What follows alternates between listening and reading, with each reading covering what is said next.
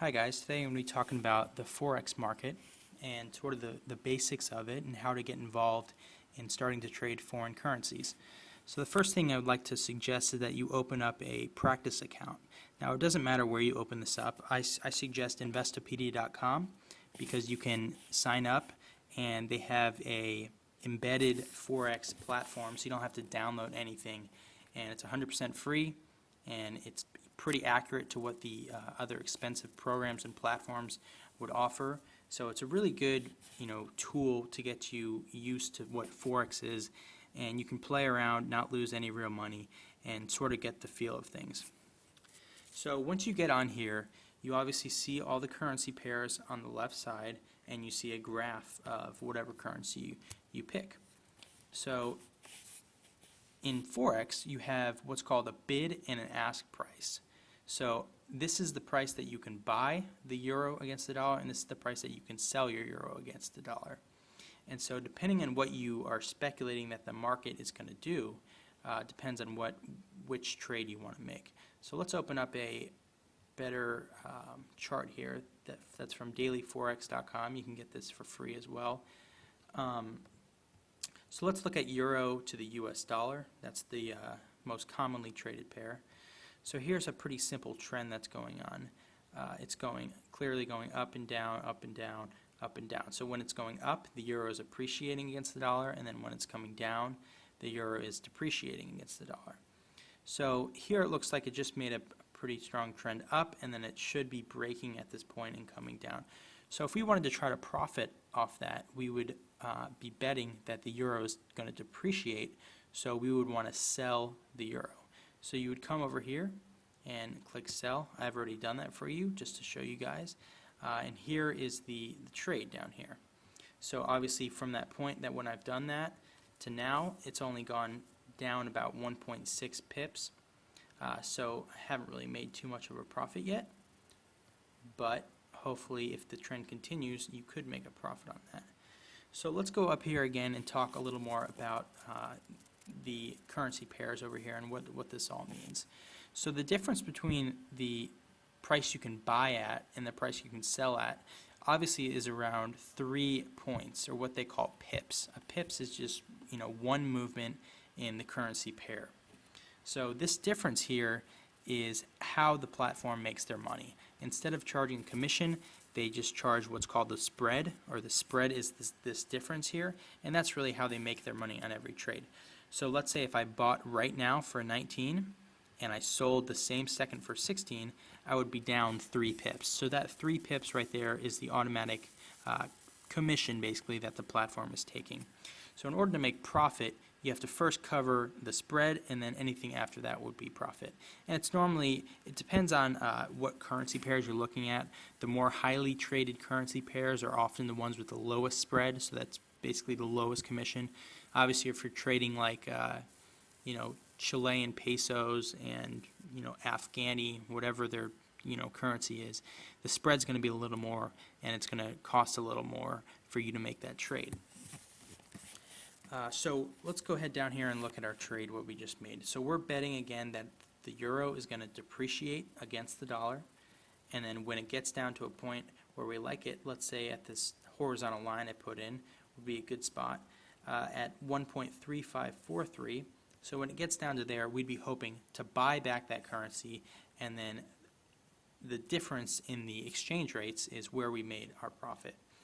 So let's say we didn't have time to sit around here and we wanted to make sure that trade got met if it ever went down there.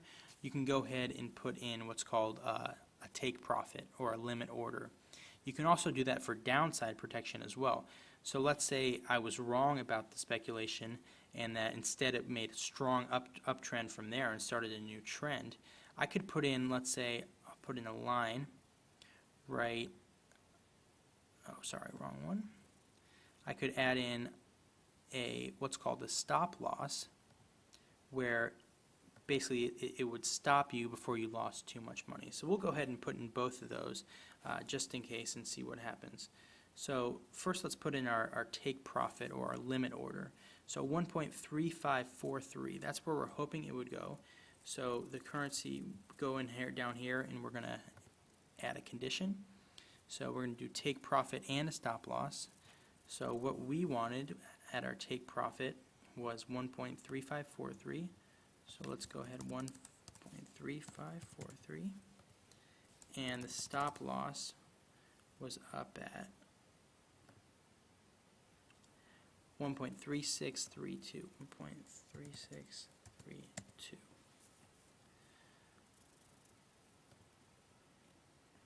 Okay, so you can see right here that our stop loss went in and our take profit also went in.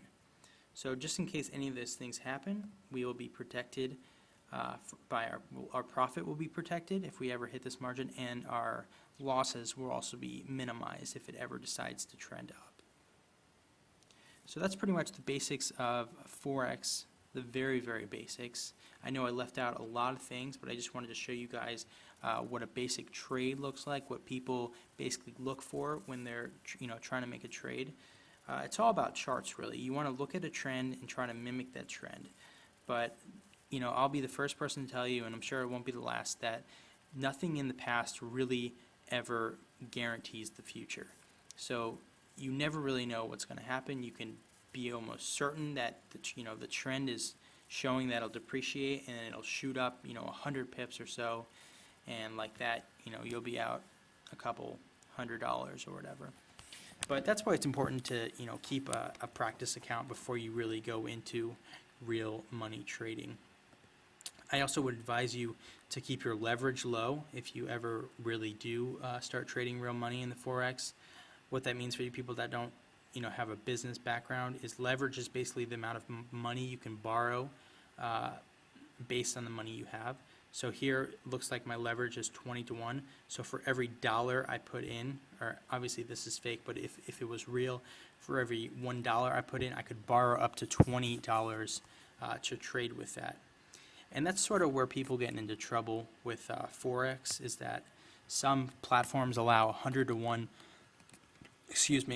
allow 100 to 1 leverage on your trades. So if you only have $1,000, you can trade up to $100,000 in currencies, which, if you're borrowing more money, your gains are going to be obviously exaggerated, but so are your losses.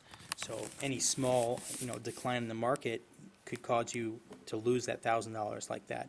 And that's where the rumors really come from. So as long as you, keep your leverage low and only make small trades and practice on your practice account before you really start doing this, you should be fine. You won't lose, a dramatic amount of money unless, like I said, you're being stupid with the amount of money you're trading. So let's see how this trade is working out here. Oh, it hit something. So obviously let's see if you go to close trades. So it either hit our stop loss or it hit our take profit. So it looks like it hit our stop loss. So it started to trend up. Let's look at our bigger graph here. Yep, see, it's trended up a little bit. I bought it about here, and obviously this one barely hit right here. It hit our stop loss. So it bought back our currency before we could lose any more amount of money. So it looks like we lost about 11 pips on that trade, or 12 cents, because we were only trading $100 or 100 units of this currency. But pretty much that's it. If you guys have any questions, I'd like you to put it in the comments. I will be making more videos about more advanced topics in Forex, but I just wanted to show you, like I said, a basic Forex trade and what people do and how they protect their gains and their losses. So let me know if you guys have any questions.